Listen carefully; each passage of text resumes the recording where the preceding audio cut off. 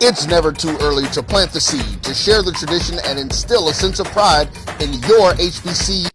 This is Dr. Cavil with Inside HBCU Sports Lab with Mike Washington and Charles Bishop. As you see, Mike Washington is back off from assignment. He's still on the road, as we would. And we have two of our special guests. One of our regular guests, BJ Jones, the HBCU football guru, as we call him, our HBCU football analyst. And then we have our special guest that is coming in from 1876 Sports and Culture, Alan Williams, giving you a little backup. So we're going to take you deep inside the numbers. So we want to say, again, welcome to episode 122, weekend edition of Inside the HBCU Sports Lab radio show and podcast, the show that's covering the sporting HBCU diaspora, all things HBCU sports for institutions large and small, from NAIA to the NCAA. We share insights and information on HBCU sports culture, HBCU athletic aesthetics to facilitate the story of HBCU athletic programs in the business of HBCU sports. I'm your host, Dr. Kenyatta Cavil, along with my co-host, Mike Washington and Charles Bishop, along with BJ Jones and Alan Williams today. And we're coming from our Houston, Texas studio. Mike, where are you at? You got your mute button on. Sorry, I'm in Detroit, fellas, about 3,500 feet from the country of Canada, right across the street, right across the river from the Detroit River, right across the street and the river. So enjoying the festivities, came to see my son. Unfortunately, COVID took its toll, and the game was unexpectedly but lately canceled, but enjoying it. So good to see you, fellas. And I'm glad, I'm honored. I'm honored to be on the same cast. Also, I call him the HBCU football whisperer. I know what you call him, but BJ, he's the football whisperer, so I'm gonna call him that. Oh, no doubt, no doubt. I like that. Go add that to the lexicon. Hey, Alan, he's in your part. What'd you say? Hey, bro, you got to make sure you go and get you a loose burger from Lafayette, Coney Island down the street there. You know, that's what Detroiters eat. Don't get the American, get the Lafayette. And while you there, bro, I know you got your boys with you. You're downtown. Take them by the historic Alpha House, man. 411. I think it's on Elliott Street. 411 Elliott. So gotcha. Yeah, I've been there. Right up the street for you. Historic sign in front of it, man. You can't get that. You got to get your picture in front of that. Yeah. BJ Jones, internet shit happened. They never do. Love there, but you know, we show love for our K-side brothers up there. So we're going to give you a shout out, BJ Jones. Plus, you just coming off a great Saturday victory. So not too much going to spoil it for you, man. How you doing, BJ? Man, I'm doing good, man. It's good to wake up on a Sunday like this, man, coming off a big win. I suppose is, to the one a couple of weeks ago, we lost to Arkansas Pine Bluff. So feeling good, man. Feeling good. I know off the half, we talked about it. You sure would like to get that one back, I'm sure, the way they playing right now. Man, we'd love to have that game back. Yeah, man, that's how it goes sometimes. Charles, it looked like you probably want some games back too. How you doing this morning? It's a rough morning, Dr. Bill. I can't lie to you. I might sign off after about 10 minutes so I can go to church. It's rough, man. It's rough. And I tell you what, I woke up this morning to, I don't know, at least about 7 people in my inbox, venting and frustrated. And this, I have to let everybody know that's going to jump in my inbox today. I'm going to be on the golf course later, so I can't even talk to you. So it is going to be what it is. So. Yeah, I know how you relax. You go hit the golf course and they just sign off. So I catch you when I get back. Don't worry about me. I'm pretty much. Yeah, I certainly understand that in so many different ways. With that said, let's jump right into it. We're talking about this matchup. In a lot of ways, the game of the day, many people thought was Jackson State Southern. And it showed up in a lot of ways for the Southern Jaguars. They certainly made it their game of the day as they dominated this matchup in so many different ways. It was closer early, and Jackson State found a way to kind of stick around, even though Southern just continued to make plays, and they pushed them around. Let me give you some of the key stats that took out to me, and we can go around the square, if you would, to see what everybody thinks to some degree. For example, first downs, 26-16. Third down efficiency was big, 14 of 20, 1 of 8, and even on fourth down, as Jackson State chose to go for it twice, were 0-2. So combined 1 of 10 trying to get it done in terms of some type of efficiency tells you a lot. Total yards, 474 to 309. we'll break that down a little more after you give me some thoughts. Let me go straight to BJ Jones in terms of what the HBCU whisper, football whisper in a lot of ways. What was his thoughts in terms of this matchup? What stood out to you? The fashion that Southern was able to dominate up front on the offensive line and defensive line, that really stood out. Also, it was Jackson State's inability to extend drives, and defensively, their inability to get Southern off the field, even when Southern was in a couple of second and long and third and long. Games after today are at those home, were real but when you look at the records of these 3 games and their opponents, 7-1, they've got a tough road ahead. Southern really dominated. Well, Dawson Odoms told us that they've got a great gumbo, great mix of players that coming out of the backfield. Jared Sims is one of those players. So many guys, some movement, motion. They give it to Ben this time. Good point. Let me go straight to you, Charles, in terms of on the opposite side of the ball, if you would. Jackson State, what were some of the things that concern you based on what BJ Jones said about Southern in terms of Jackson State? Don't be that spot. Southern dominated. And if it went 10 yards, it's good. Especially in the trenches, offensive line, Southern with the ball, defensive line, catching the Tigers and special teams. There's no control earlier. They're giving that much cushion. They're starting at 12 yards off and then drop it back another 2.5. That's putting 15 points immediately. Onside kick. Get it 10 yards. You're not supposed to be able to recover a kick. Well done 13 yards Southern's downfield. coaching staff. They saw something schematically. They saw something schematically. Say if they give us that much cushion, go for it. In the post-game press conference, it was as though the team came out flat. I don't know how that happened. When you're playing Southern, they had a lot to do with the fact that they were flat because they were so methodical. They dominated from the jump. When you take a look at the fact that Southern only attempted 25 passes, that tells you a lot. 15, 25 on a big touchdown, but now it's Jared Sims' turn. Sims, who's got some speed up ahead after picking up 22 yards. He's got a good chunk more. Cesar Barajas on to attempt a 30-yard field goal. It's up to the point of attack. There were a lot of times and through the uprights. Line was just clueless. And you so saw Southern not able to get the touchdown, but they don't walk away empty. Put up 3 more. Very one-dimensional because Jackson State was not able to run the ball. They weren't able to get touchdowns. Alexander going too far. So it was just a really accommodating performance. You take your hats off to Dawson Odoms. You take your hats off to the Southern coaching staff. Take your hats off to the Southern fan base who traveled well again to the game. In some ways, we're a little louder than Jackson State student section. About the it's just 6'3", 210 pounds and can run. But look at the adjustment on this. This ball is extended. That's why you like having large wide receivers. Go out and grab it with one hand, reel it in, and look at the concentration. And to have the ability to make the catch, not fall to the ground, the athleticism, and run away from the defensive back. And yesterday was just a bad day all the way around from the opening kickoff to the kneel down. It was what it. This time it's complete. A little sidestepping into the end zone. Jaguars score. Mike, do you have anything that you want to add to what you saw? I think you distributing the football by John Lampley. Yeah, because the way Charles ended that, CB, love you. But we even talking about decibel levels in the crowd. We're making them pay. Is that where we're going? The RPO is gone, so he needs to step up and complete some passes. They're rolling out an open man, and what a catch there. Corey Williams, who already had a touchdown. And just jumped out at full extension there for the 5'11" redshirt freshman. We need to help this defense. The coaches say he has great hands and he's paid his dues, and what a fantastic catch. 49-yard field goal. I'm not putting something on Jackson fans, but it is more to just say that Southern from the jump was dominant, and they were methodical in their play yesterday. And you just take your hats off.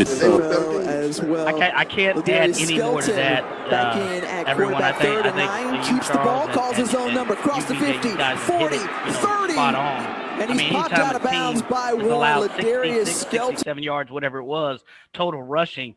That is a direct correlation to the performance on the line of scrimmage. And if you don't control that, you can't control clock. You have possession. That sets the tone for the game. And clearly, Southern pretty much set that from the jump. I guess the only question I would ask is I reached out some of my corporate alumni in the Southern base, and I reached out to Carlos Brown of the Carlos Brown Show in Baton Rouge, and I asked, what are thoughts? And some of the thinking is Lampley now that dude? Is he now that dude with Skelton coming in kind of similar to what they do in New Orleans, with him come and I forget his name went on blank, but with their backup quarterback coming in on specialty plays, because that seemed to work well for Southern. So I'm wondering, BJ, maybe that's a question for you. Charles, maybe you have some insight, but I'm wondering, is Lampley now solidified itself as that dude? Before we go back, good question. It looks like they want to push a quarterback controversy. So I'm going to let you, because you'll break this down because you know a little insight. But I want to get Alan's thoughts on this Hester like they play in New Orleans when you talk about how they play the two quarterbacks. Yeah. What are your thoughts of that before we get the insight from BJ Jones on where Southern may be going, Alan? Man, y'all taking too much from one game here, okay? Look, you said Jackson State ran for 66 yards. Let's look at the tail of the tape. Gerard Sims, 79 yards. Ladarius Skelton, 77 yards. Devin Venn, 75 yards. They all outran the entire team. This is not about those skill positions. This is about the big dogs up front. The big dogs up front from Southern dominated. End of story. Now, the other thing that you got to pay attention to is Jackson State special teams. Now, Coach Prime has only been there, 6 months? Yeah. So, who comes in the first 6 months already in the middle of a season, right? So you got to remember why they made the coaching change in the first place. Jackson State fans, calm down. How quickly y'all forgot where y'all were last year in 2019, the last time we had football. There was a reason why you had a coaching change. Give this man a shot to get some talent in place. You didn't have any talent. And now you want to you want to be mad because you lost to Southern? Yeah, RELAX. Relax. Yeah, no, I can see if this was Valley, but come on, man, chill out. Sounds like you need to tell JSU to get off the ledge, man. I think there's a faction of the fan base, that I told you so faction. They're pretty active today. Yeah. So and it's nothing, and that's fair. Criticism is fair. I don't have any issue with that. But in some ways, you do have to keep things in perspective, and that's not what fans do. And I understand that. There's a reality to that. Yeah. Before we move on to the next matchup, I do want to get BJ Jones back here and talk about this. What are your thoughts on this quarterback controversy? I know Mike is over there at Prairie. They love the quarterback controversy. Maybe that's why he brings it up. He just don't want to be out there alone. Quarterback controversy. But now we're gonna go to BJ Jones. He's the HBCU football whisperer. So if anybody knows, he should know. Give us some. All signs out of camp is that you haven't seen the Southern starting quarterback yet this spring, which a lot of people anticipated was going to be Glendon McDaniel, also known as Bubba McDaniel. He was a guy that was the talk of. Wow. Was the talk hold of on. practice. Oh, where's my microphone? Where's my microphone? Did he just drop the mic? Go ahead. He dropped it and it broke. It dropped. So yeah, he was the talk of the, I guess you call it the winter camp. He ended up having to have surgery. It's going to be out all spring. So essentially what you saw was quarterback 2 and 3 on yesterday. And I think with Ladarius Skelton, I think you have to look at his athleticism, what he does and what he brings to the table. And then with Lampley, what he brings with his arm. I think, with that quarterback situation, that's a tough decision because you have the guy who was presumed starter who lit it up by, all intents and purposes during practice. He ends up having to have a surgery. He's out for the spring. And now you have 2 and 3 playing the way that they are. It's going to be very interesting. I don't think you'll get an answer until the fall. And even in the fall, I would suspect you would still see a lot of Ladarius Skelton. Yeah, I mean, he does a lot of things well. And there's something about the way that he gets that team to fight that I think that you cannot take for granted. So there may be some things that you don't see on the field that frustrates or concerns, but there's something about the way that he gets that team to lead and show that framework that I think captures that. But we're going to move on to the next game, but I'm going to let Charles jump in here and say something that he wants to bring. But I also wanted to talk about what Alan said in regards to the East and West. One thing that you can be excited about, Jack, in terms of Charles, is the fact that you all in the East Division, because I think those in the West, you should have some major concern, because I don't know what's going to go on in the West in terms of the talent that's over there between Southern, talking about they're moving forward, Pine Bluff figuring it out, Prairie View in the mix. Grambling is down, but that's not going to stay down too long. Boy, if you're Texas Southern, that's scary. And we forgot the fact that they're bringing Alcorn State over to the West. Oh, Lord. Charles, go. No, I mean, to your point about the SWAC East and SWAC West, I wouldn't discount the SWAC East so quickly, because I think Alabama A&M, Alabama State, and Jackson State are all formidable teams. So, but to your point, SWAC West, Southern, UAPB now, I don't know where Grambling is within the Pantheon, but I think, with Noah Biden coming in the fall, that should be pretty interesting. But SWAC West is going to be formidable. But BJ, help me out with this, because I'm a Dawson Odoms fan. And to me, he has always had his teams prepped and ready to go. Why sometimes is there angst with Dawson Odoms teams, or how does that happen sometimes? You're talking about the fan base, right? Fan base? Yeah. Well, that was a segment of Jaguar fans that have never been on the Dawson Odoms bandwagon. He's not going to win any press conferences. He's not going to be flashy. Especially when you guys brought in Deion Sanders. A lot of people see, that's what we need to do. That's what we do. He's not going to do any of those things that are going to bring any type of attention to his team outside of what happens on the football field. And so for some people, that's boring. He doesn't have an offense that's going to score 58 points per game. And to some people, that's boring. He's a boring guy by a lot of people's standards. And that's why you have some people who have never been on his bandwagon. Even in the years the year we won the championship and been to the championship game, they still are not on the bandwagon. Man, great points, boy. I tell you, there's a lot of fan bases out here that would love to be bored. Yeah, exactly. I can think of one. Yeah, I'm sure. With that, let's switch gears. Let's go into the OVC, Tennessee State. Man, they bounced back last week and got a win. That's 2 out of 3 that they were going. They were playing a Tennessee Tech team that came in 1-4. So you're like, hey, man, they're going to get to 3-3. They'll be 500. They'll be rolling. No, not so fast. Tennessee Tech dominates Tennessee State 24-10, and it was a little more dominating than the score. Look, Tennessee State scored a touchdown late in that game to make it look like maybe that they were going to be a push to make it maybe interesting, but not so fast. First down in that matchup, Tennessee Tech 16-10. They scored early and often, really shut down the running game for Tennessee State and the passing game. Check this out. Passing total yards, 159 total yards for Tennessee State. I mean, they did that last week just in terms of rushing. Passing for 89 yards, rushing for only 70 yards, but they allowed 202 rushing yards. Let me say that again. The Tennessee State defense allowed 202 rushing yards, while Tennessee Tech was able to pass for 168. So they put up a total of 370 yards. So when I say they dominated that game, they dominated that game.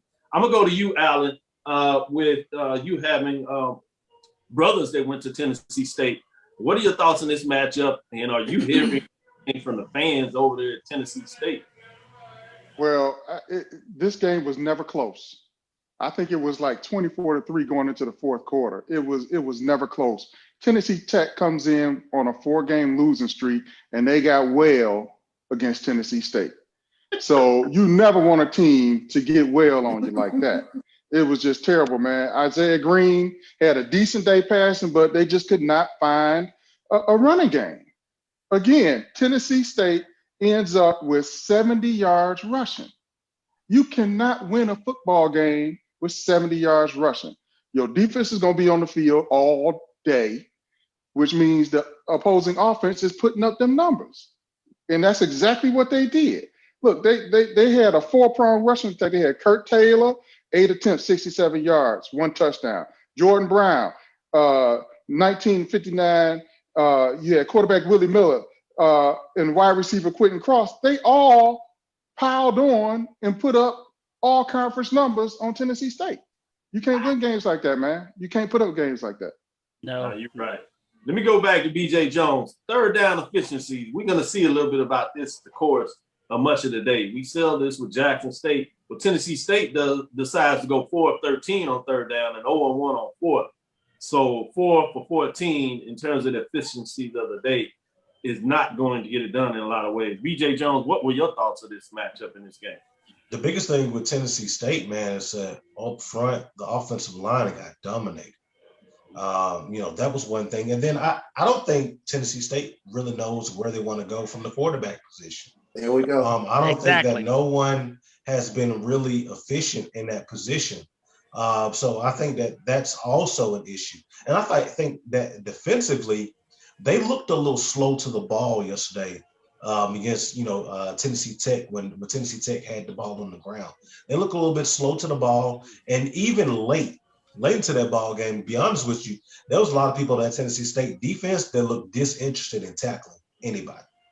So I was not expecting to see that from Tennessee State, looking at how they played last week and then coming back into this week with Tennessee Tech, who was on a 4-game losing streak.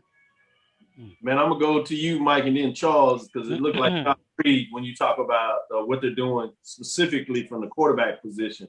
13 of 25. Yeah. Yards per pass, 3.6 yards per pass. Mike?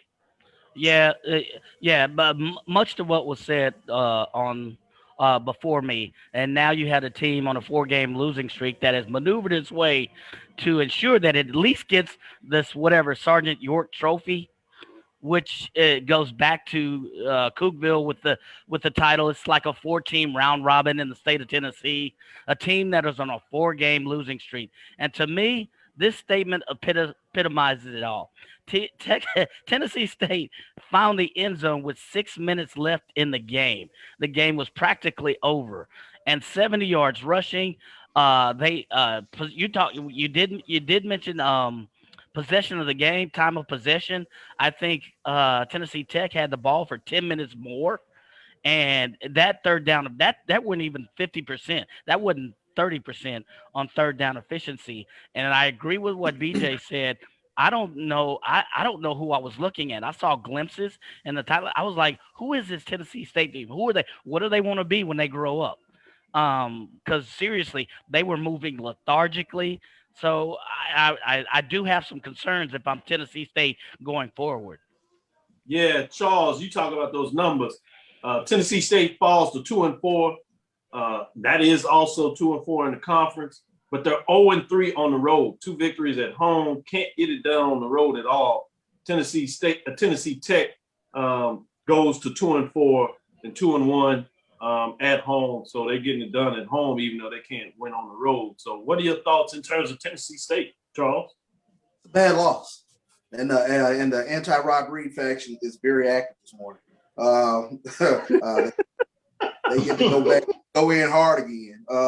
And when I got the stat sheet on this game yesterday, the thing that jumped out immediately was Devon Starlin. Only 11 attempts, 30 rushing yards. And it's such a switch from the prior week where he was co-op OVC Player of the Week. And I just could not figure out, Tennessee State doing sort of this heckle and jive sort of deal, where they look much better the past prior 2 weeks, and then they fall flat again yesterday against Tennessee Tech, a game that I thought would have kind of greased the wheels to get them back going again. And this is a big setback. And like you said, BJ, they're not settled at the quarterback position. To me, what has been their identity for some time now is being able to run football. They weren't able to do it yesterday, so it's they got to find some pieces. They got to find something up there. Chris Rowland ain't walking back in the door. So I don't know what Tennessee State can do with regards to trying to get things back right again. But it's shocking. And I heard from my Tennessee State buddy this morning, that they're up in arms with this loss of Tennessee Tech. Ricky Burton, Tennessee State needs to be in the SWAC. Man, playing like that, I don't know if anybody gonna try to recruit. Exactly. and to be honest, I don't know if they want any of the SWAC smoke. I don't think they want that smoke from the SWAC. Let's go to the MEAC since we're talking about outside of the SWAC play before we get back into it. Quietly, obviously the MEAC is not playing a season, but they have 3 teams playing football, and all 3 teams played yesterday. They had a matchup between conference members with Delaware State dominated Howard for the second time this season, 37-28. The first game they didn't necessarily dominate, but this one they certainly did. Howard scored late to make it a little closer than it should be, but even in the first quarter, 10-6, second quarter 7-8, where Howard did outscore them, but then the third quarter is where they pulled away 10-6, and then in the final frame, they outscored Howard again, 10-8. So you have your final score 37-28. With that matchup, so many different ways that the Delaware State really dominates. When you talk about it, they put up 394 yards. Howard did put up 370 yards, but it was kind of empty yards, and then not being able to get it done in so many different ways. With that said, let me go straight to you, Charles, in regards to any thoughts in terms of this matchup. Early morning game, was it that Howard just wasn't ready to play that early in the morning, or what happens there? Because they're kicking off first thing in the morning, like 12 noon in a lot of ways. It's good because you get to see all the games in there. I got to see it full time. What are your thoughts in terms of that matchup? I got to start paying attention a little bit more to Delaware State because you don't want to fall into that, not looking at what they're doing. That was a nice win against Howard. But I have to be honest with you. That was one of the games that slipped through the cracks for me. And I looked up and saw, I was like, wow, Delaware State played. And I don't want them to have that valley sort of something that, that catches me off guard from time to time. So kudos to Delaware State in terms of getting that win. We'll see what they're doing with their athletic department and where they're trying to build. I think those are very interesting storylines coming out of Delaware State moving forward, because you like to see all of your HBCU teams have a level of some success. No doubt. You talk about the changes. You talking about the athletic director retiring and changes on the basketball side between the men's and women's coach. So it'll be interesting. A foot is a change in the Delaware State. So it'll be interesting. Remember, they acquired the private school in that area, shut down their athletic department in the process. So it's interesting to see what all these changes mean for Delaware State. Let me go to our HBCU Whisperer and get his thoughts before we finalize it with Mike and Alan in terms of this particular game. Man, the biggest thing that I saw yesterday is, first of all, man, Howard's uniform change. I like that new Howard uniform, man. That's a classic sleek look that they have. And that's the good thing that I'm going to say about Howard today. All right. Now that we've gotten that out of the way, for Howard, it was coulda, woulda, shoulda. They had a few passes they would have connected on, would have given them opportunities to score more. Either the passes were dropped, overthrown. It was just a bad day, and they could not stop Delaware State defensively. The Howard defense couldn't get off the field. Delaware State controlled the ball game, and it was able to walk out of there with a win. That game was a lot more dominant for Delaware State than that score appears to be. Agreed, 150%. Let me go to you, Mike, in terms of that. Now we're talking about Howard's uniforms. Man, y'all gonna get me back into talk about their uniforms as people talk about. But the best thing he could, BJ Jones said he could say about please don't let us get on the uniforms. That's a whole nother conversation. You're right. I'm gonna leave that right there. We'll park that maybe till later this week. Get into that. But he said, BJ, let me say this. He said, that's BJ Jones, the whisper. He said the best thing he could say about Howard was the uniform. Yes, they fall to 0-2 on this small season, if you would. 0-1 at home, so can't get it done on home, can't get it done on the road. They just need to stop playing Delaware State. Can they play anybody else? Maybe that would help. Delaware State improves to 2-1 and 1-1 away from home as they lost the game earlier to South Carolina State. They played well in that game, and we'll get into that next in terms of Alabama State. But before we do that, I'm going to stick with you, Mike. Tell me any thoughts you have in terms of Delaware State and Howard. Yeah, there's nothing good. I mean, I think that game was a lot more dominant than what the score even reveals. 37-28, you think, okay, Howard had some chances, but they really never had chances. Jared Lewis, 173 yards, no interceptions, ball security. How about that? And 3 TDs. Heck, even the field goal kicker had a banner day with 3 field goals. Jose Romo Martinez had a banner day. Sivion Wilkes rushed for 112 yards on 22 carries. That's 5 yards a rush. Everybody got some of that yesterday. So it really wasn't close. And you talk about time of possession, that wasn't even close. So it was a lot closer. I mean, Howard's scores looked like first quarter, 6 points, second quarter, 8 points, third quarter, 6 points, fourth quarter, 8 points. So it was, they really couldn't do anything offensively. So that's about all I could say with that performance yesterday. And yes, I do like the Under Armour, uniforms. I do like those. And I'm wearing those versus that red that Jackson State is going with. Hey, let me help all the anti-red people. That is WC Gordon Red, okay? I've rebranded it for you. I've given you, what it is. It is an accent color. It's okay. Just calm down. How you gonna put a brand on a primary color? You can, because that's what smart athletic departments do. You rebrand. That's you like allow for it to happen. That's like me saying Mike Washington Black. Change is good. Relax. Everybody knows we're blue and white. I might as well say Mike Washington Black. I mean, oh Lord. Oh Lord. I'm losing control of the train quick. Alan, help me out. All right, man. Listen, Howard, are you going to talk about the bison burger as well? I'm staying away from the bison burger. So listen, Delaware State, it is the tale of Jared Lewis to Troy Gross. Yep. I mean, Troy Gross went off 5 receptions, 123 yards. His average yards per catch was 24.5 with 3 touchdowns. The boy went crazy yesterday, man. That was the matchup. And then, like you said, Mike, with Savion Wilkerson with 112 yards and a touchdown. And then you got Jose Romo Martinez with 3 of 3 with a long of 46 yards.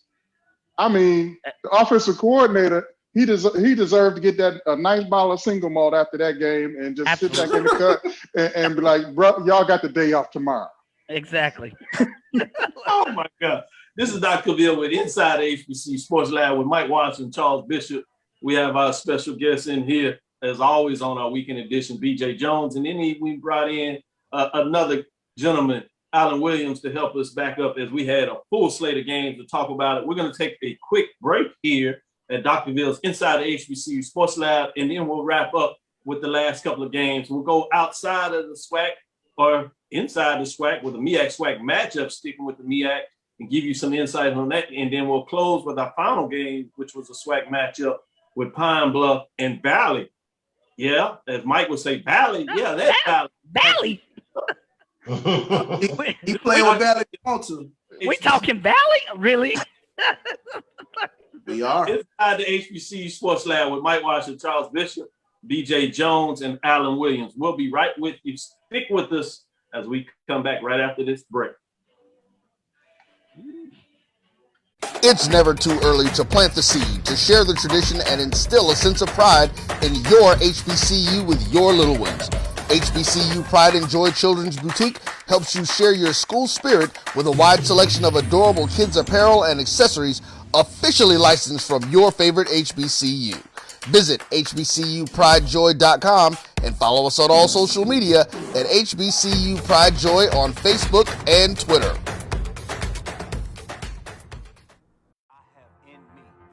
Support the Black College Sports Network so we can continue to provide you coverage.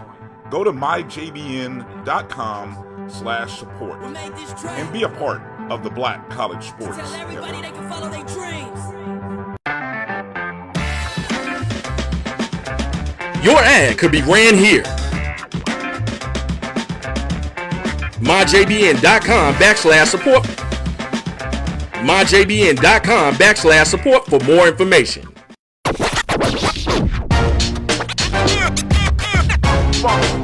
It's like a loop machine.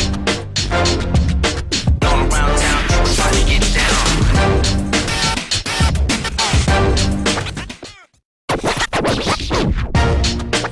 Sports Lab with Mike Washington, Charles Bishop, with our sidekicks of E.J. Jones and Alan Williams for this weekend edition. Let's jump right back into it.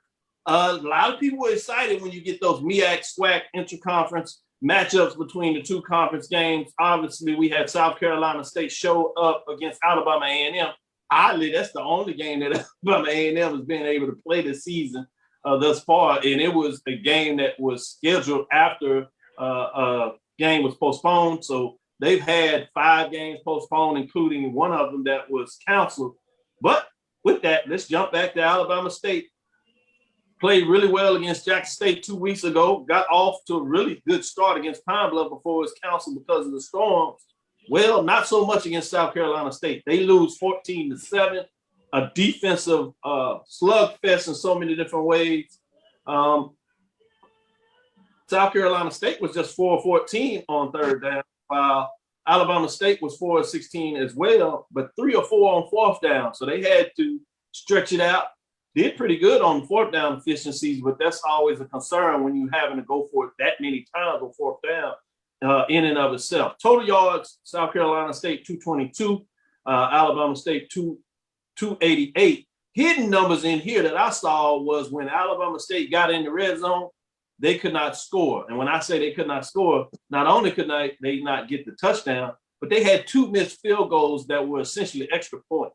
That has to be a concern and frustrates you. They were 1 on 2 for extra points, if I wasn't mistaken in that as well, in terms of what that looks like. So, man, a lot of things that you were looking at Alabama State and taking the next step, and they just did not quite get it done. Let me go back to the Whisper to get his insights in terms of this matchup, because it was just strange in many different ways. What do you say, B.J. Jones? Man, it was very odd looking at the ball game. When I tuned in, South Carolina State was already up 7-0. And Alabama State's offense, they just seemed off yesterday. They moved the ball well at times, but yesterday they just seemed off. Ryan Nettles wasn't his efficient self. Ezra Gray wasn't able to break out like you thought that he should have. But I tell you that South Carolina State's front 7 looks like they're coming into their own. They replaced a lot of guys up there, but they're still athletic. They're still big, a little young. You may not know the names, but they really came into their own yesterday. And then Alabama State talked about the missed opportunities when they got in the red zone. 2 drop catches by Michael Jefferson, which was big. Then you had the missed field goals. One of them, South Carolina State actually got a hand on. You look at it being a 14-7 loss. This game could have gone the other way. And if you're an Alabama State fan, you're looking at coulda, woulda, shoulda. You know, Alabama State coming off that high, that win against Jackson State, seeing how well they played last week against Arkansas Pine Bluff. And then this game, a game that everyone expected them to kind of run away with, to lose this one, this really had to take some wins out of the sails for Alabama State. Yeah, no doubt. In a lot of ways, you're looking up, representing the conference, get a chance to make a home statement for your fans again, and you fall flat in so many different ways. Let me go to you, Mike, in terms of that. And I see Charles shaking his head, so we'll go right back to him as well. But, Mike, what are your thoughts in terms of this matchup? It just was one of those games where you think that Alabama State Hornets are going to be able to turn it on at some point and find a way to struggle but get out with the win. Not be done. The defense makes a great play late in the game, as they played well all game long, sets up the touchdown where Alabama State finally gets in 7-7. You're like, okay, here we go. Good stop by Alabama State on the defensive side, and they can get in, maybe get a field goal somehow, get out of here with the victory. No, South Carolina State literally goes down the field. First time they were able to travel the field, and they get essentially what would be the winning touchdown. Alabama State has a last-ditch effort where they go back all the way down the field, and what happened to them the whole game happens again. They can't score in the red zone. Part of this timing running out. But Mike, what were your thoughts in terms of this? Yeah, much the same to what BJ was saying. I mean, if you look at the game, you look at it from a holistic standpoint, South Carolina State led for most of the game. They led for 3 quarters, but Alabama State had their opportunities, and like you alluded to, just could not take advantage. And if you'd have told me that Ezra Gray was going to finish the day with 16, 17 rushes, only 36 yards, I would have said, no. You didn't want to. I would have said no way, but that's exactly what happened. So, and you look at both teams total, only 400 to 500 yards total offense for both. One team had 90 yards rushing. The other team had 90 yards receiving. So they neutralized each other's, but it just seemed to me that I actually picked Alabama State to win, but they could not take advantage in the red zone. And unfortunately, that was much to their detriment. I thought, Ryan Nettles had a fairly decent day. They had their spurts, but they just really couldn't capitalize and couldn't finish. Yeah, J-Mac brought this up. South Carolina State beat Alabama State, one of the first MEAC SWAC challenge games for you historians. Check this out right here. Alan, you remember that? Just want to say thank you for that gift. And it's prominently displayed, as you can see right here. That was a gift from Alan Williams, taking you back there. What are your thoughts in terms of this game between South Carolina State and Alabama State? So, I mean, these two teams were very evenly matched. It was clear because it was so back and forth the whole game. But you got to give it to Coach Buddy Poe. This is not the first time he's met Dr. Hill-Ely. You go back to his Morgan State days, he is now 10-1. It's Dr. Hill-Ely. Buddy, so Buddy seems to have his number, man. He seems to have his number. So, and we talked about it earlier this week about what team is going to show up for Alabama State. I can't say they showed up unprepared. They just didn't execute. Yeah. That's shown with special teams. That's shown with, him having to put in both quarterbacks trying to throw a kitchen sink at it just to give him a spark. But hey, man, it is what it is. And hats off to SCSU for getting it done. I heard the play of the game for that game, not to cut you off, Doc, but there was a play in the third quarter. Alabama State was running the off tackle play to Ezra Gray, and it was there. The hole was wide open. He hit the hole going 1,000,000 miles an hour, and the defensive lineman lays out and literally gets a piece of the shoelace and trips him up. And that run would have been a touchdown, but ended up going a 3-yard game. That was synonymous on how that day went for Alabama State. Yep. Yeah, great point. I'm glad you snuck in there and put that in there because I saw that and I was like, oh, it's going to be one of those. Touchdown. Yep. Yeah. Like, oh, touchdown. SWAC going to be all right. We're going to get this victory. No, not so fast. But going to you, Charles, the defense that you see for South Carolina State, they just figured out. I don't understand how you can always have a great defense. South Carolina State for years. It doesn't matter who's the coach. It doesn't matter who's on the team. They may struggle on offense. But what you're not going to do against South Carolina State is put up a lot of points. You're going to be in a fight to get it done, which in a lot of ways gives a lot of credit to Alabama A&M, which we're still trying to figure out. But this is their first game. They just get off the bus and they put up some points. That's going to be interesting. We'll talk about that a little later. But in terms of this matchup with South Carolina State, Alabama State, what do you say, Charles, in any direction? Where do you want to go with this matchup? Well, I mean, didn't Dr. Hill-Ely come on this program and make mention to the fact of consistency with Alabama State, knowing which Alabama State was going to show up. And I think that's the thing. If you're an Alabama State fan that frustrates you so, they can look one way against Jackson State, against the UAPB, and then come out and do this yesterday with South Carolina State. It's shocking. Like you said, Mike, if you told me Ezra Gray would only have 36 yards, I would have laughed at you. From what I saw, I thought Alabama State was a team that had really turned the corner and, was really one of those ascendancy teams, if you will, in the SWAC, which, gives rise to be thinking the SWAC East was starting to make this metamorphosis with A&M and Alabama State and Jackson State getting back into the game. So I didn't like this loss yesterday to South Carolina State to only put up 7 points. I think Alabama State is way more explosive than that with Ezra Gray, Michael Jefferson, and the sort of receivers that they have. So it's a real head scratch. And you just don't know what Alabama State team you're going to get from week to week. We might get an Alabama State team against Alabama A&M that looks, that's up for that game. It's the Magic City Classic.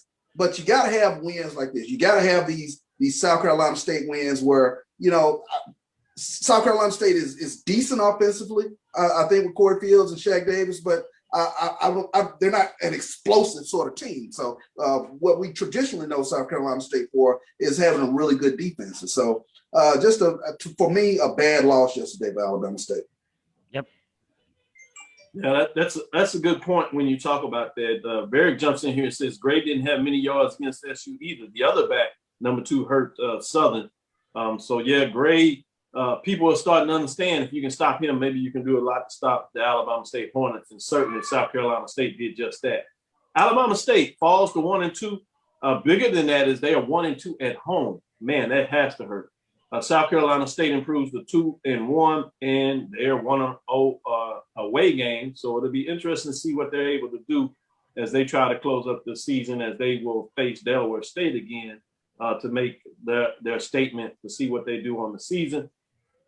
With that being said, let's look at our last football matchup of the day, which was between Arkansas, Pine Bluff, and Valley.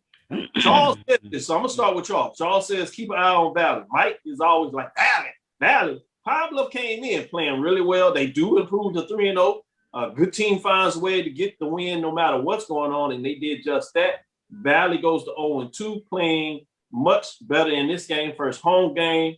Pine Bluff jumped out on them. Looked like they were maybe going to win it going away. Valley pushes back and ties the game, but then allows a big special teams play to really be the difference in that matchup. What's your thoughts on this 24-17 victory for Arkansas Pine Bluff over Valley? You're just not going to go in and slap Vince Dancy's teams around. I really believe that. And we kind of, I don't know, I understand, people, it's Valley. I saw some things against when Mississippi Valley played Jackson State, and I was pretty impressed by. One of the things that was a red flag for me that is starting to play out a little bit more now is Jackson State's offensive line couldn't get much of a push on Valley's defensive line. So, and they got, some pretty decent players on that side of the ball. One of the things I think where Valley is going to catch somebody sleeping, I think Jelani Easton is a heck of a ball player from a quarterback position. He gives them a little bit of a dynamic where he can make some plays where there are no plays to be made. So I think Valley is it's still a work in progress, but don't sleep on them because they're going to catch somebody. I know it's going to happen. And they're going to catch a couple of people. And Vince Dancy is going to have their team ready to play week in, week out. They're solid. They may catch somebody, but they don't have Texas Southern. So yeah, that's true. That's true. I'm not too sure about that. But a lot of people are chiming in about that defensive line front. As you said, defensively, they will hold down. If they can find a way to get some things on offense, they can be a little more potent in that. I saw BJ Jones shaking his head, but I'm going to go to Mike because he likes to pick on Valley. So I want to see what he says in terms of what his thoughts to counter Charles Bishop saying, hey, watch out for Valley, the Delta Devils. They're going to try to flip. What was the score at halftime? 17-3 in favor of UAPB. So every year for the last 4 or 5 years, you two will like, watch out for Valley. That Valley going to come strong. I haven't seen it yet. I have seen some improvements. That defensive side of the ball you mentioned, not only the defensive line, but if you look at their backs, their defensive backs seem to be moving very well as well. But I haven't seen enough to say, okay, watch out for Valley. Like we have said with UAPB this year. UAPB kind of came out of nowhere this year with their offense, especially with Skylar Perry playing the way he is and Tyron Ralph, the receiver. They come out of nowhere. Valley is not to that point yet. If you look at where they are statistically, offensive, defensively, they're making some improvements, but I haven't seen nothing that leads me to say, or at least stop saying, Valley, We talking about Valley? We talk practice. We talking about practice. I'm sorry. I just have yet to see it. So they may catch somebody on a bad day, but if you look at it, Jackson State still, even having some off plays, still performed well against Valley. UAPB didn't function or didn't go, their plays didn't go as efficiently as they like, and they still dominated Valley. So I have yet to see anything from Valley that leads me to believe that they're going to improve. They're going to at least step up to that next tier of teams in the SWAC. SWAC East. Yeah, you talk about 5 receivers there. Did you see that catch in the back of the end zone by Pine Bluff in a lot of ways? Alan, let me go to you, and I'm going to say the last BJ Jones to close us out perfectly as the HBC football whisperer would do.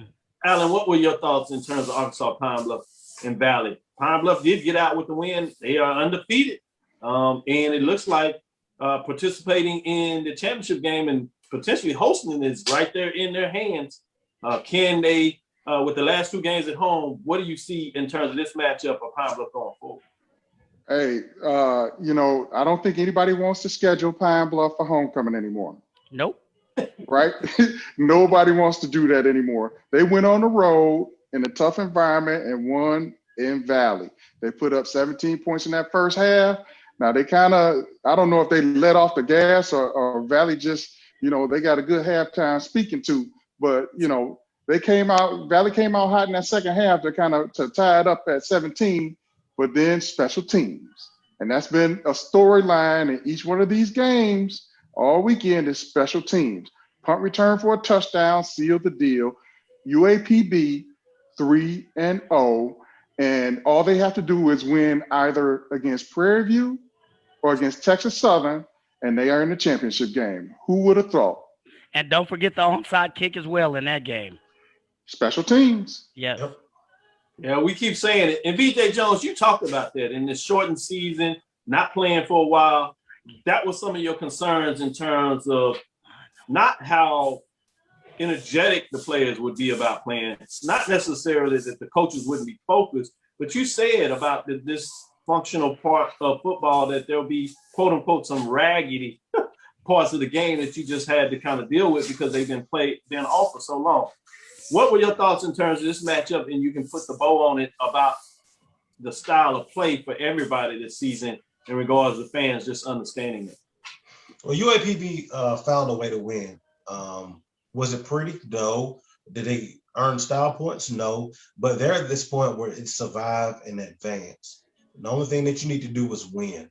That's the only thing that you need to do is win. You have to close the door on Southern or anybody else creeping back up into championship contention. One of the things that I like is they closed out when they needed to. They didn't play the best second half, but that punt return was right on time. Yep. And the athletes that they have on the outside, I like UAPB a lot. With Valley, their front 7, I like those guys up front. I wish that they had a little bit more to help them out. I like what Coach Dancy is doing there at Valley. But I like that front 7. And then with special teams, we focus so much on the offensive side of the ball, defensive side of the ball. The special teams is the third part of the game, and it can win or lose you a game. Ask Southern about how they went against Arkansas Pine Bluff with the special team blunders in that game, giving up field position, giving up a block punt, and so forth. So I think, especially in the spring, you want to focus on offense and defense, but you have to have that third part of the game, special teams locked down, because it will make or break you, especially when offense and defensively, you're in a tightly contested game.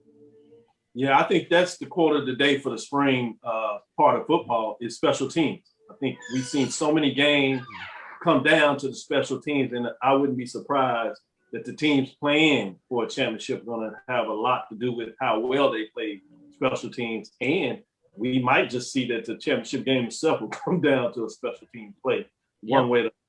As we get ready to wrap it up, let's talk about the games going into next week. The margin is getting slimmer and slimmer. It looks like Pine Bluff, you channel that energy. They have a victory in front of them, and they're playing for the West Division, as well as maybe playing it on campus, which would be significant and huge. But the East seems to be wide open, wide in front of. A lot of things have taken place but the East has played more of these non-conference games. So you got a lot of that to put in the picture, but the key matchups are right in front of you. For example, next week, Alabama A&M has a chance to maybe play one more game, and it happens to be against Jackson State, which we fascinating as we start to see maybe that picture really play itself out. The Southern and Prairie View game is canceled, which is unfortunate for Prairie View fans at home. They did get the one game against Texas Southern, so they can get to have one game, but their home game contests are over in terms of that. You have Mississippi Valley at Alabama State, which to me now becomes a lot more interesting, just the way you're going to try to figure out which team you're going to get from Alabama State. Are they frustrated about thinking it's out of it? But also to their credit, they have everything in front of them. So coach can say, hey, we're right in the mix in regards to being able, if we beat the team in front of us, Alabama A&M for the Magic City Classic, we can still have control of our destiny in a lot of ways to play for the championship game. But Valley is like, hey, we're playing good football. We're going to go into Montgomery and get it done. It sounds like Alabama State gets all these home games. That's pretty fascinating when you think about it. But let's start with the Valley and Alabama State game since I'm right there. We'll go around the horn, if you would, in a lot of ways, around the circle.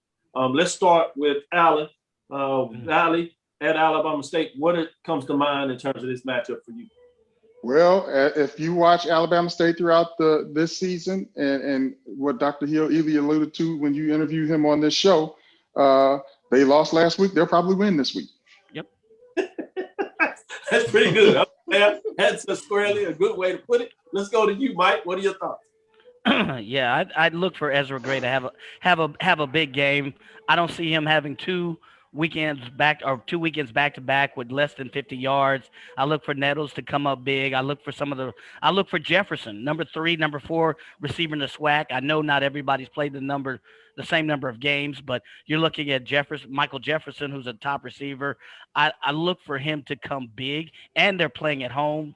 Valley's on the road. I say Alabama State in this one. Good point. BJ Jones, what are your thoughts when you talk about the Valley traveling to Montgomery to play Alabama State Hornets? Man, for Alabama State, man, you have to be ready to play this ball game. You're still in the championship hunt. If you went out, you go. It's simple as that. So you have to play your best game. And especially, I think that front seven for Valley can cause some problems for Alabama State. They get in Ryan Neville's face, kind of throw him off a little bit. I like Alabama State to win it, but I think this one's going to be a close one. Charles Bishop, what did you say? I saw you nodding your head. It seems like I think Alabama State is the perfect Dr. Jekyll and Mr. Hyde team. I think they'll be ready to go next week. Like BJ said, you control your own destiny. You went out, you go. But it's going to be a tough go against Mississippi Valley. I think they get the win, but Jerry Garner is going to find Ryan Nettles a couple times. I'm going to stay with you, Charles. Let's look at this Alabama A&M Jackson State matchup. Jackson State is playing at home. Alabama A&M has to travel on the road. Alabama A&M has had some success with Jackson State over the years, which is something to consider. Mena is itching a bit. Can he keep those guys focused enough since they hadn't played in a long time in terms of game shape? Obviously, the last game they had against South Carolina State, they were able to put up some yards. Defensive side of the ball is struggling against for Jackson State, but it's been more against the rush. What do you see in this matchup?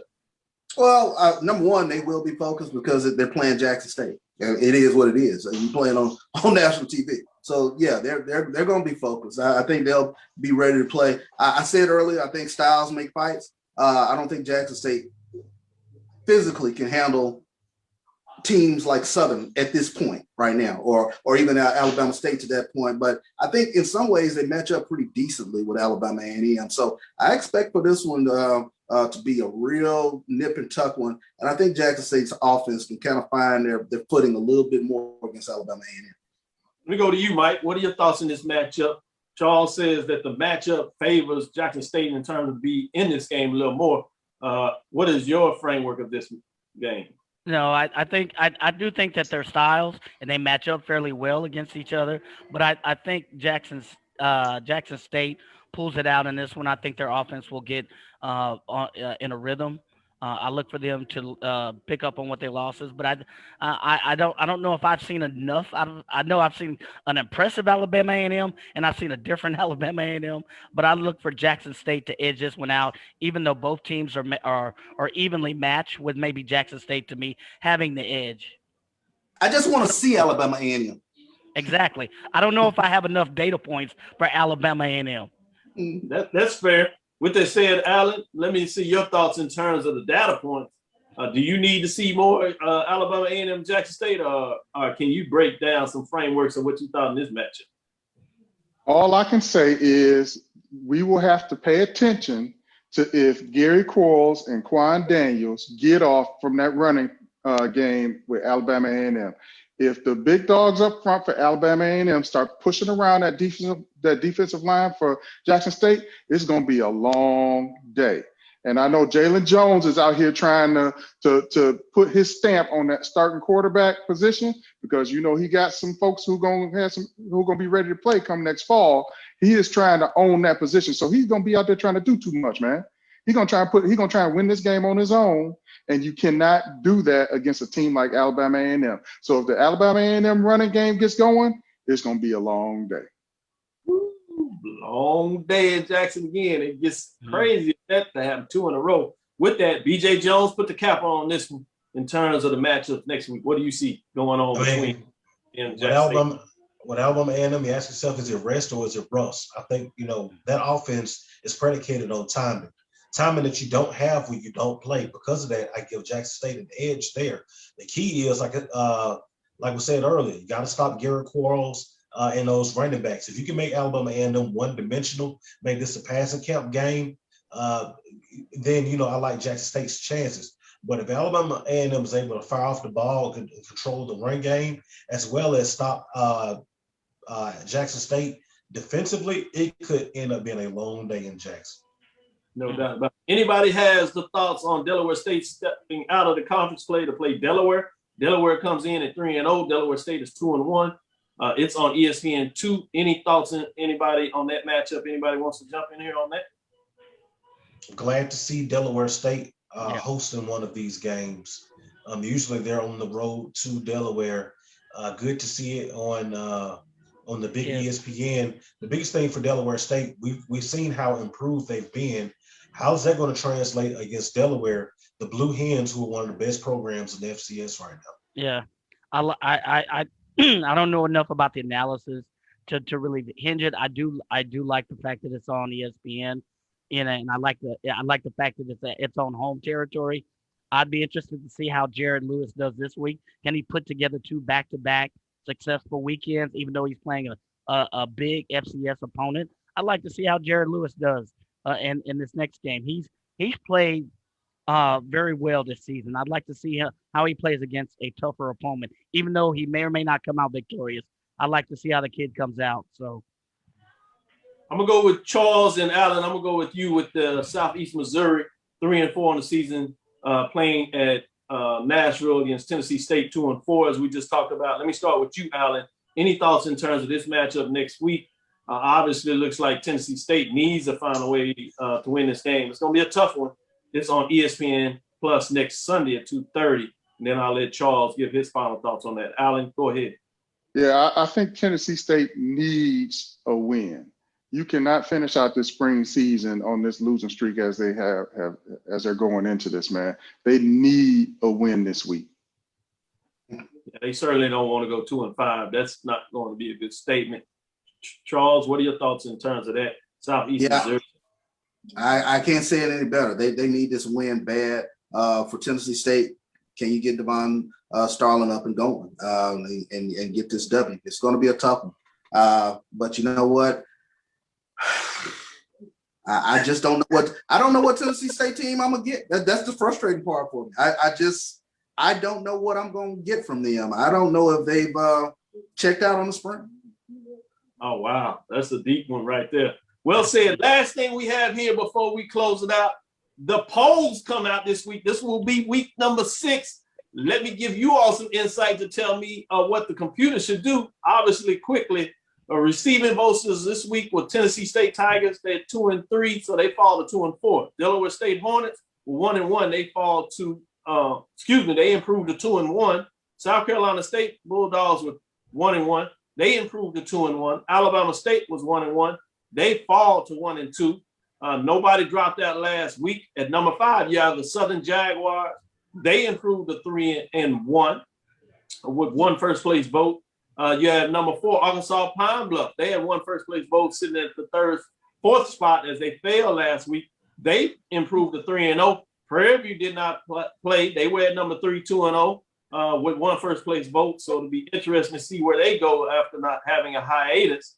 You got to believe that they're going to move around. At number 2, you have Jackson State. They fall to 3-2.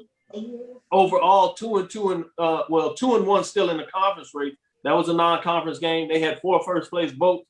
You got to believe their fall. Alabama A&M 1-0. We keep saying that they haven't been able to get back on the field.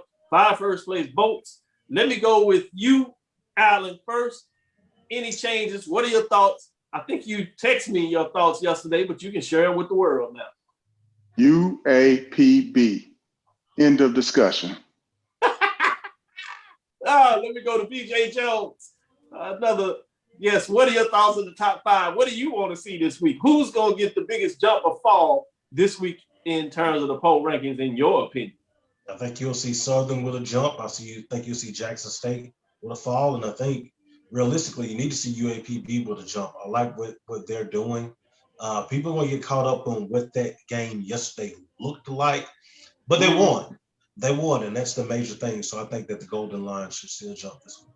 I like the way that you put that in regards to the fact that they won. And teams that are ascending and doing things, they win. Just like we had the concerns with Alabama State.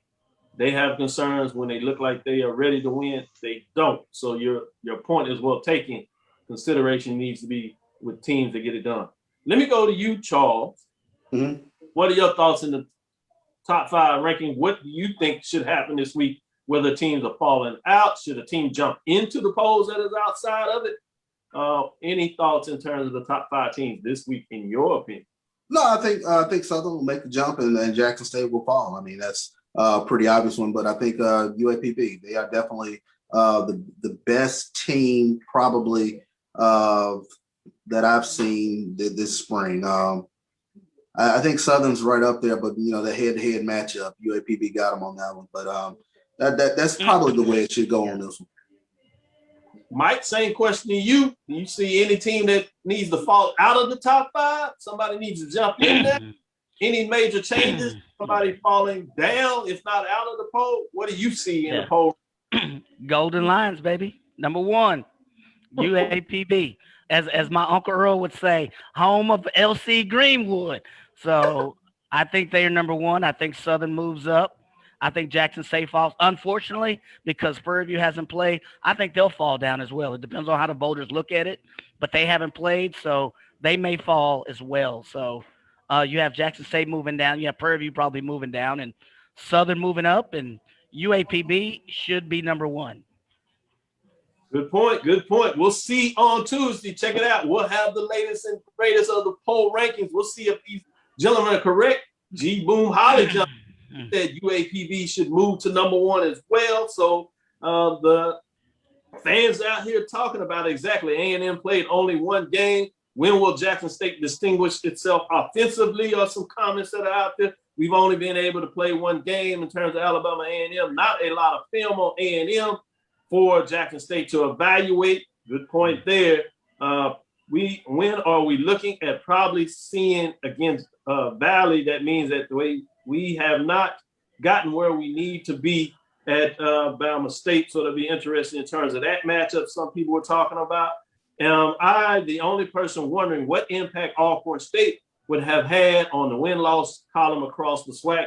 Yeah, that's a question that's lingering out there. They'll get their chance in the fall. They made their own decision. And sometimes when you don't play, you don't get the kudos of focusing on you. So that's a little bit of their own doing in terms of the decision they made. The whole SWAC needs to work on special teams. Stephen A. Miller, yeah, it's hard to argue about that one. Wendell Davis said a blind dog can find a bone every now and then. Now, some of these comments are going hard and heavy. So people Thank you for chiming in. Much love to those out there. Eric Caver says, super happy that we don't have to travel to Valley next week. Hard to play down there. Yeah, great point when you talk about the difference in Valley teams. They do play totally different at home than they do on the road. That's a point well taken. With that, let's get out of here. Look for us on Tuesday. We'll give you the updates in terms of some of the other sports and the sporting news. Then obviously Thursday, we'll find a way to wrap it up and make sure you go into the weekend with things that you should watch in terms of the games that will be played this week as we start to narrow down the spring 2021 season of the previous fall 2020. And then we can start talking about the new SWAC for the fall of 2021, which will have everybody interested. So we'll have a lot to talk about. Don't worry about that. We'll give you the greatest HBCU news with that. Thank you for listening to Inside HBCU Sports Lab. Make sure you share our podcast with your friends and colleagues. I am Dr. Kenyatta Cavil, the Dean of HBCU Sports with Mike Washington and Charles Bishop.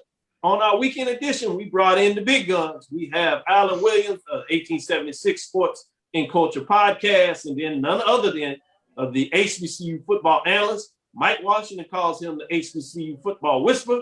Everybody else calls him just the expert. BJ Jones getting it done for us. Appreciate having you regular. We got something special for you, BJ Jones, waking up early on these Sunday mornings. We're going to put it in the mail. Again, we want to thank you for listening to Dr. Ville's Inside the HBCU Sports Lab with Mike Washington, Charles Bishop, every Tuesday and Thursday at 6 o'clock. That is Central Standard Time. Check us out on the weekend as we tend to do a special edition on Sunday, bright and early in those mornings. Check us out and stay tuned. Hit the subscribe button on our YouTube account so you'll know you'll get the buzz when it's time for us to go live. Follow us obviously on Facebook on Inside the HBCU Sports Lab. Twitter, we're right there on Inside the HBCU Sports Lab 1.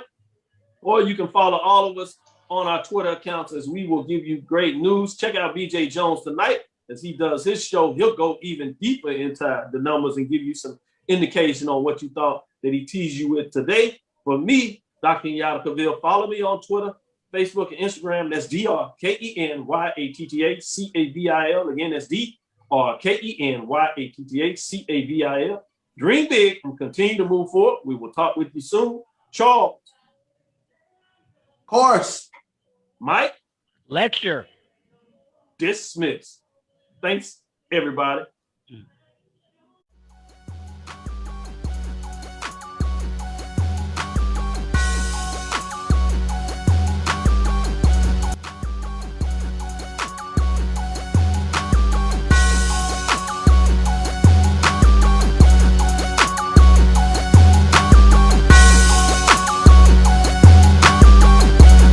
Announcement.